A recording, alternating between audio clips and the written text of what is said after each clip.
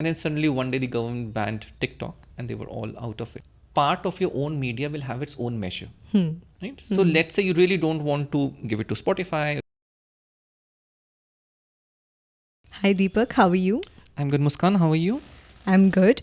And today we have come to this really interesting topic, actually, for me personally, because I just today only explored this area and I did not know much about it. But yeah, so it's something about related to marketing only, obviously, but at the same time it's something wherein I had a confusion, but now I'm clear. But again, with our conversation, it will get more clearer.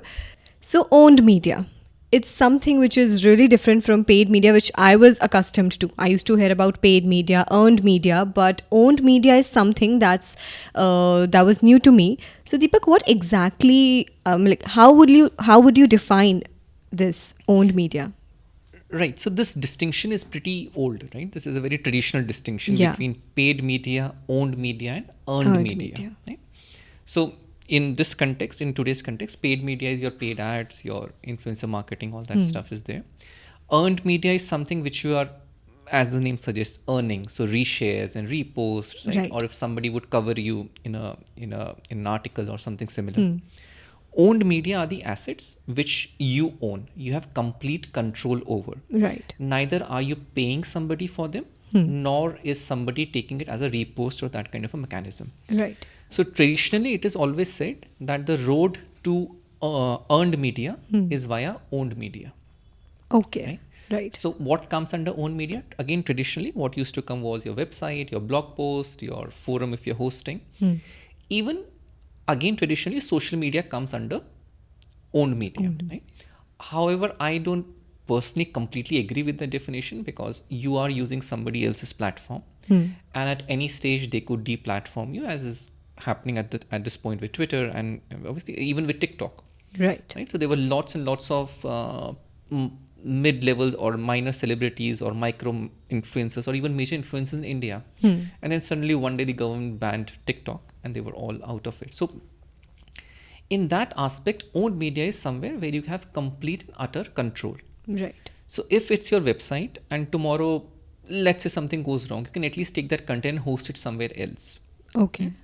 And in the context of our discussion, podcasts are what I would call the most relevant and the new age mechanism to own your media. Right? So in this aspect, owned media is not only about the control, but also how you can own the voice which is being generated there. Right. And that today is more and more relevant for all the brands. You have to own the narrative.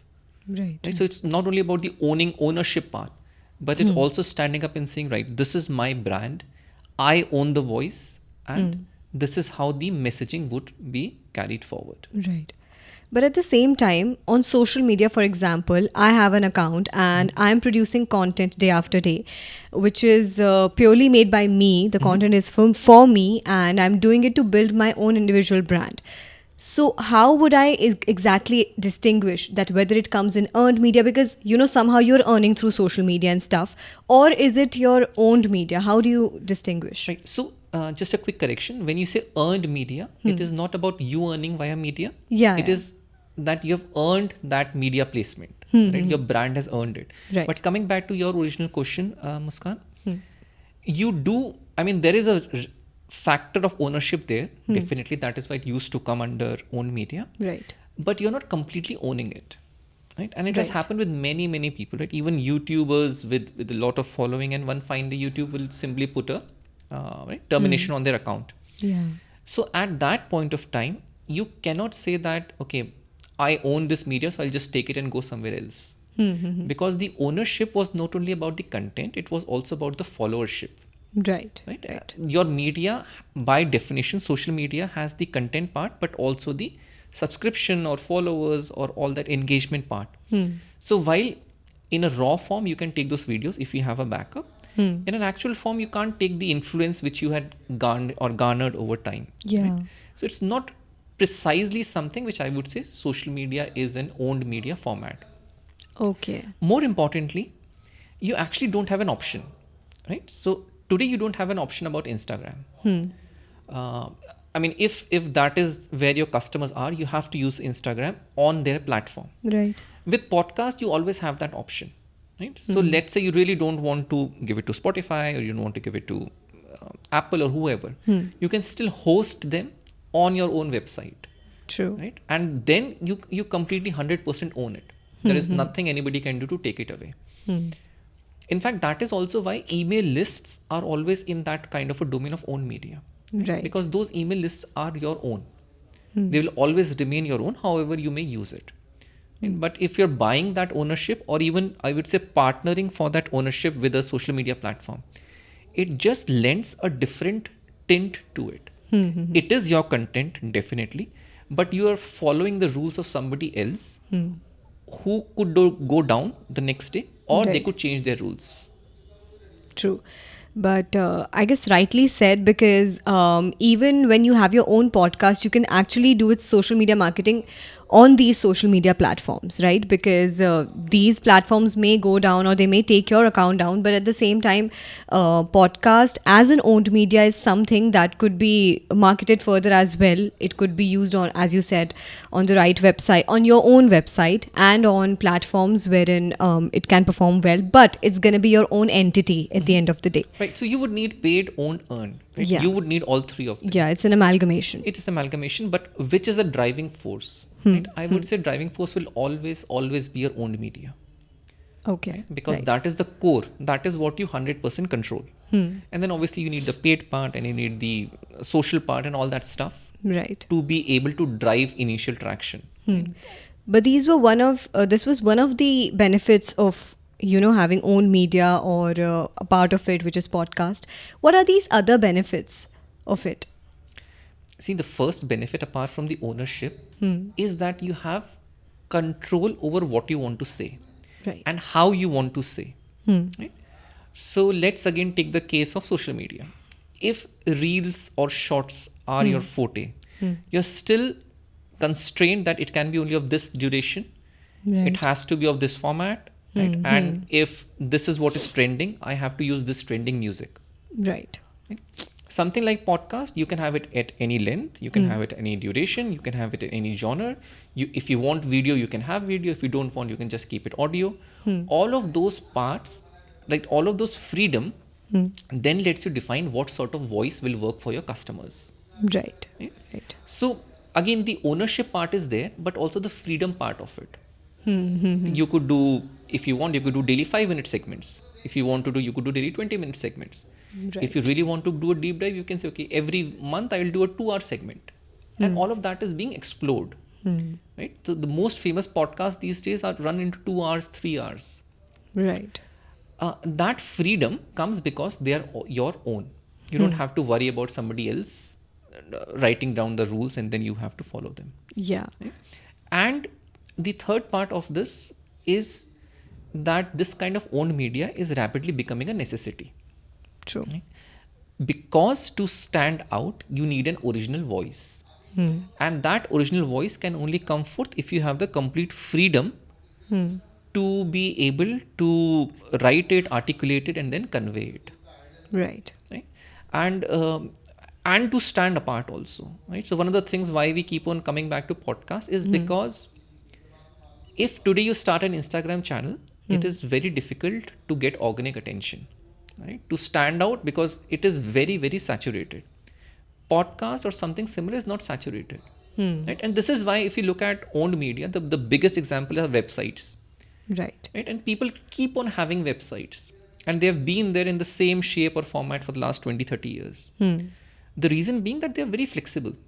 Right. Right? You saw, right? It took us hardly 1 week to change our website. True. Right? And that is not possible with some other channel. So the ownership by default brings a certain level of freedom with it. Right. And that freedom allows you to articulate your message in the manner you want it to. I guess rightly said about the website part also, because it is our own entity and we have the freedom to do as we choose to. That's why I guess it was really that easy. But at the same time, if I would have wanted to do it with my own personal brand on Instagram, it wouldn't have been really possible, because my followers are accustomed to something that I'm building on Instagram, and that too, there are, as you said, there are some restrictions through which I'll have to go through to curate my content really.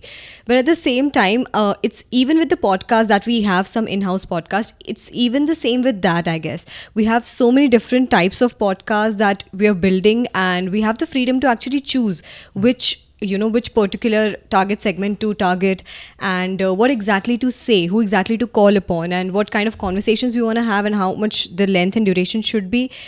I guess with the right research we can do that.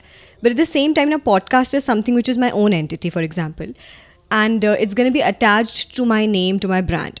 How do you suggest we use it to our advantage to amplify it further, like in our own benefit? Right. So something which you just mentioned, that there are so many options. Those options have to be experimented with. Right. And that is the same process which you have to follow everywhere. Right? You can start with a assumption that, okay, this is the type of content which my audience will like. Right. You have to create it, publish it, then drive traffic towards it. But then listen to your audience. Right? Listen to what they are saying. Firstly, is there any audience at all? And if there's an audience, what are they saying? How much are they listening to? What are the parts which gel with them? What are the parts which don't? And then iterate over it. Right. So, that is actually a pretty general process which you have to follow anyway, with whether it's paid media or earned media or owned media. But with podcasts, it is, as you said, right, there is so many dimensions. The biggest dimension is the host and the content. Right? And as we usually recommend, for a brand, you have to be the brand's owner, has to be the person putting forth their voice. Right. Now that by itself defines certain things. Right? As the owner, you have a natural inclination to do certain things. Right. And basically that is the direction your podcast will take, because you cannot fake it for elongated periods of time. True. And you could do it for an episode or two, but it will simply not work.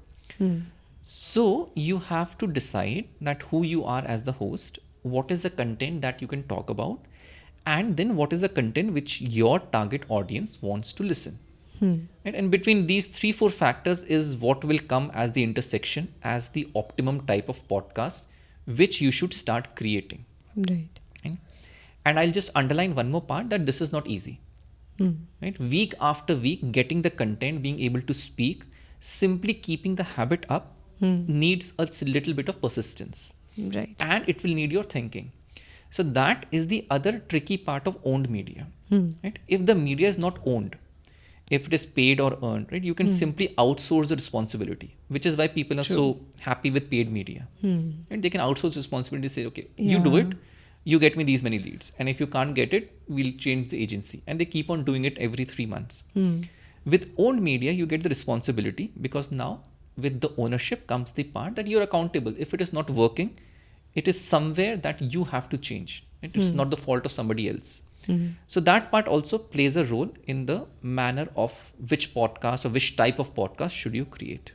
The last point that you said, Deepak, actually got to me, because that made me think that you're spending that same amount of time, going through agency after agency, and then, getting these leads. But at the same time, even with podcasts, that's exactly what we say, that it's a long-term brand value building process. So it's the same amount of time that you're putting in. But at the same time, if you do it with a podcast, you're actually going to see some results, because... Yeah, no, what is happening is, right, with paid media, and obviously people, right, Facebook, Google are very smart. They show you some initial bits of measurable outputs. Right? And whether those outputs are eventually translating into a revenue pipeline, right, you will anyway find after 6 to 8 months. Right? Because this is what people keep on doing. And we have done it in plenty of sectors. We used to do our own paid marketing for different agencies. True. We have done it for FMCG and other stuff. If you remove the part of D2C brands, right, which are in a separate category because they are in that impulse buy or low priced buy, which people are willing to experiment it. And there, I think paid media works very, very well. Right. Right. But in other established industries, real estate, technology, right, more involved decision making, this type of paid marketing to lead generation, to cold calling, to meeting setup, and then trying to convert, this process will anyway take you 6 to 8 months. Right? Right. It just looks very, I would say, counterintuitive to tell somebody, and this is what paid marketing, even search marketing, search engine optimization agency, they don't say that you have to wait for 6 months. Even though they know Right. that to get any results, you have to wait. But they will give some sort of an assumption that, okay, we'll get you 10 keywords ranked in the first 10 months. Now, whether those keywords make any sense for your brand, whether the people who are searching for it are eventually being converted into a customer, all of those things do take the time. Right. They do take time. And the moment we as brand owners start understanding that there has to be a time horizon after which only a strategy will work, and the strategy will only work if you keep on iterating it over that time horizon. That is the only place where marketing will work. Right. Right? So, something which you said was podcast is a long-term branding channel. Now that off-puts many people. Right? Yeah, because exactly. everybody wants to say, okay, I don't worry about branding. I want customer acquisition. Right? I want customers. Yeah. Now there are two problems with it. Firstly, customers will come to you only if they trust your brand. So whether you like it or don't like it, you have to create a brand. Everybody would want to say that we want customers, right? Right. Brand, whether there's brand or not, we want customers. But unfortunately, that is not how it works. Customers need to understand your product, Right. and they need to trust your product.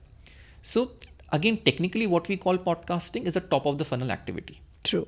That funnel is still going to your conversion points.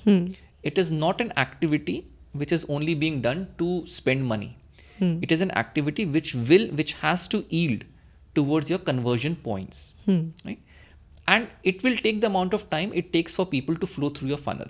Right. And that is, if you put anything at the top of the funnel, if your usual sales process is 6 months, 8 months, that is how it will keep on flowing. But the distinction here is that it's often said that this part is for branding and this part is for customer acquisition. That will no longer be valid in the coming future. Every bit of marketing needs to be measured. Yeah. But for certain part of marketing, the measurement parameters are easier to do. Okay? And I think the biggest example is something which we were talking about last week with that Droom brand. Yeah. Right? Now, you were not familiar with that brand, but I saw their reel and I mentioned it to you, and then you saw that thing. And there is no way anything can find that sort of a funnel flow. Right? So these sort of things are what come when you really start taking your owned media seriously. True. And I guess this is a very small part, but brands and their founders need to stop and think that what exactly are they investing in, which marketing tool will exactly work for them. Because I guess I've been through tons of meetings now, and I've seen that, everybody's just talking about either impressions or click rates or stuff like that, SEO, but they're not really getting the essence of what exactly podcasting is. So I guess one thing is researching about it and investing some time in it to, really understand how is it going to benefit you, because it is going to benefit you in the long run. But at the same time, as you said, everything that you're doing needs to be measured in the coming years. How do you do it with this, with owned media? Like, the same way, right? Every part of your own media will have its own measure. So when we talk about websites, you obviously have your website traffic and bounce rates and flow throughs. When you talk about podcast, again, you will come back to the same thing. Right. How many people are listening to your every podcast? What is the total listenership? With every new episode, what was the listenership? Week after week, you will keep on seeing. What you want to see is a trend. Right. What you want to see is an incrementally increasing listenership. Then you can, these days the analytics is pretty advanced. You can see which are the countries which are being able to see it. Yeah. And you can do a deep dive. Eventually what will start happening is that you should be able to ask your customers, where did you come to know about us? And when they start saying, we listened to you on this podcast, or we saw your reel which was from that podcast, that is the ultimate measure of whether your campaign was successful or not. Right. Right. I guess there's not much difference, but yeah, with these newly come tools that, as you said, that it's very specified to the region, to the areas that people are listening to. But at the same time, if we talk about a comparison, so as we discussed, even in paid media you're paying, but in earned media also you're paying some amount, to either it's to set up your website or anything. You're paying some sort In of own amount. media, you mean? Yeah, in own media, sorry. So how exactly are they both different? And is it better than paid media? Own media is it better than paid media, Okay, or so what you're asking about is that yes, there is a money investment everywhere. yeah, Right. There is, even when you say owned media, you have to pay for hosting. Hanji. Right. The distinction only is that you're not purchasing that media capacity. Right. Right. Obviously, you have to do, even if it's paid media, you have to create your ads. Right. You have to keep a graphic designer. You have to do a copywriter. All of those operational aspects continue. Yeah. It is the final marketing messaging part, which is whether it is earned or owned. Right? Again, Right. as I said, these distinctions are decades old. Right? At this point of time, everything is intermixed. Right. So the owned aspect here is not only about the ownership, but it is also about the ability of owning your voice. Right. Right? So there is investment everywhere, even with owned media, with paid media. That has to be. Right? These are all things which you have to, I mean, as part of a planning a business. If you want customers to reach you, they have to be able to find you. Right. And once they find you, they should be able to trust you. And that is a very normal course of business. And whether you are a multi-billion-dollar corporation or a startup, right? You want customers to reach you. True. Right? And earlier that used to be having the best located shop, right? A corner shop in a busy market. These days it is all about letting customers find you on social, on search, Right. or on email or any other channel. But I guess as we discussed in the earlier episodes also, with skills, it requires some sort of funds to either buy these tools or... See, again, there is that distinction also, right? Right. So with website, if somebody is really interested in doing that, anybody can create a website. Right. The tools simply become easier. Same way with a podcast, right? While we have these fancy mics and camera and all that stuff, it could very well be done with a very simple mic and your laptop, right? It doesn't require that much of money to get started. Right. To get it perfected, obviously, right? The quality. The quality, and you scale up, that is needed. But to get started, you don't need that much of investment. What is really required is an investment on your effort part. True. And that is where the biggest hurdle usually lies. And I guess the product that you really believe in and are ready to, invest your, if not money, then time into, like you're consistent with your efforts in it. Right. So I guess any last thoughts, Deepak, before we wrap it up? Yeah, no, I think, again, we come back to the same part of content-led growth, right? And content has been much maligned these days, and it's, again, thought of something which is a afterthought.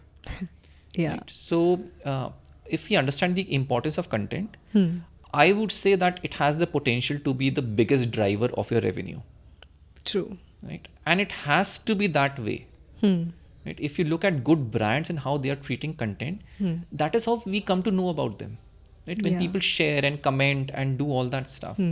But the core of that is what sort of voice are you owning and what sort of articulation you are able to achieve in that. And I guess it's the content only that's the driving force, because I've seen this word being thrown around so normally that, content is, people don't understand that content is actually the driving force, whether it's in any format. It could be in the podcast format or it could be a social media post, but it's the content itself that's, the where everything lies really. So absolutely. I mean, and so again, for some reason, it has become a secondary thought. Yeah. Right? Even something which is as crucial to your business as a website, right? Maximum founders wouldn't want to sit down and write the content for their website. Very true. And they would want to get an agency at the lowest cost and get them do it. And which is why you'll find all this filler content in majority of the websites. Because the industry knowledge is with the founder. Yeah. But the writing is being done by somebody else. Exactly. And we come to a point where you're getting the same old, right, overused terms. So somebody has to really sit down and do it. And that is how the next generation of marketing will evolve. But I guess a little bit of time spent is a good effort, because as we say with the podcast itself, that if the founder is standing behind their brand and speaking, and if it's their voice, it makes much more sense, and it makes much more the brand would be recognized much more. It would be more personalized. Same with, I guess, the other type of contents that are there, which is, as you said, the website content and stuff like that. So I guess pretty good takeaways from this one, and thank you so much, Deepak, for joining us. Thank you, Muskan. Thank you.